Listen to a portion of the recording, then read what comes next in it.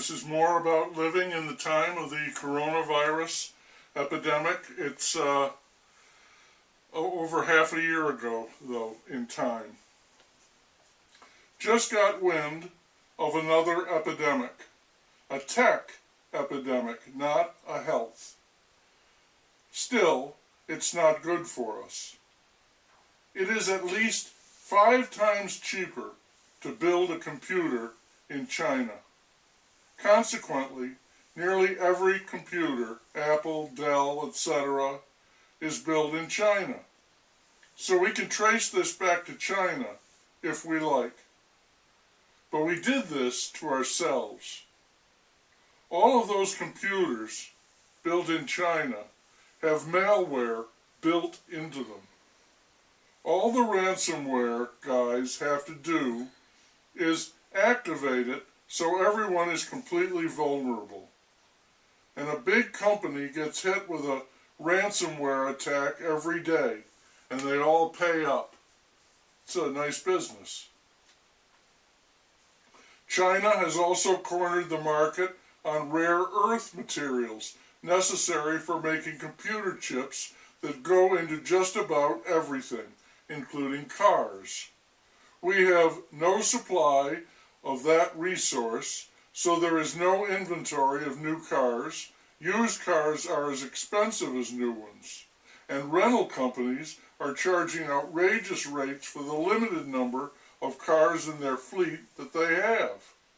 China has us by the balls again. We were greedy and stupid. Look in the mirror. And now we are paying the price. The PM is handling it by passing out more money to us N-worders. Meanwhile, today is the day the field mouse has set to end all restrictions on those who have been vaccinated. There are videos out now showing various state officials burning their masks.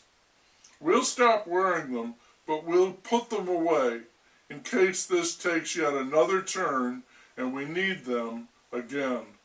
That would be disappointing, but it sure as heck would not surprise me. A man was talking about the difficulties in running his restaurant. He's been forced to let most of his staffers go, and now he cannot replace them. He's got what he calls a supply problem. He can't get any takeout containers or plastic cups. Many menu items are delayed in shipment. It's impossible to say what will be available from day to day. Worst of all are the prices.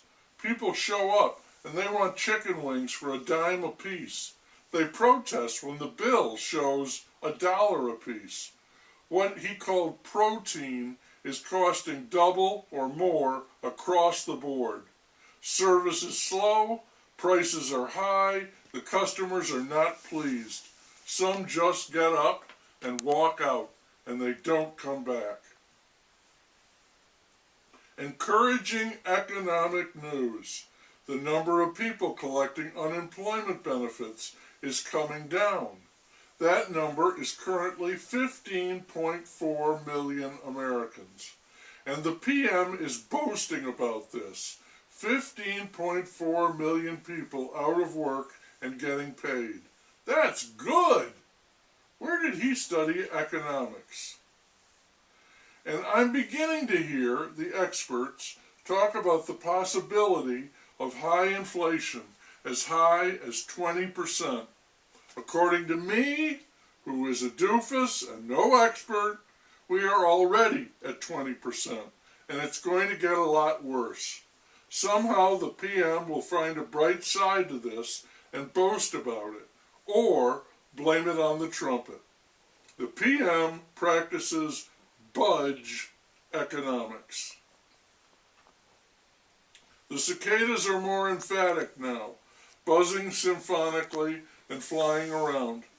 The state's coronavirus numbers are in the hundreds, and no one pays much attention to them.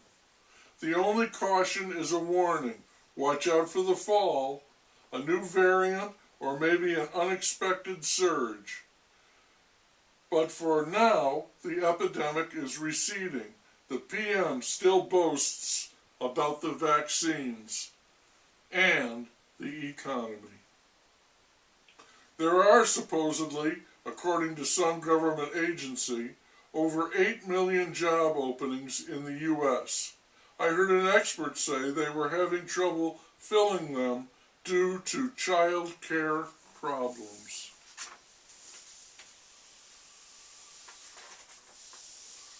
More and more states are offering million-dollar lotteries for people who have gotten the shot. I think that is tragically stupid. People who haven't gotten the shot hear that the authorities are offering a chance at $1 million if they will get a free shot, and they think, hell no, I'm not going to do it. The bribes prove that there is something fishy going on. That's what they think. Also, there is a mass shooting now about every other day. Gun shooting. It's not shocking anymore, but it's still sad. The trumpet has begun making speeches again, but Facebook has banned him for at least 2 years. I'd love it if he found a new platform and everyone moved away from Facebook to where he went and Facebook collapsed. People are filing lawsuits claiming that if they worked from home during the epidemic, they should not have to pay city tax on their earnings. Our mayor, the Panhandler, says the city cannot afford to agree to this. It would cost millions. Even with the government millions, the city is already broke. Don't worry. Don't worry. The PM will save us. Don't you know, he's a genius when it comes to economics.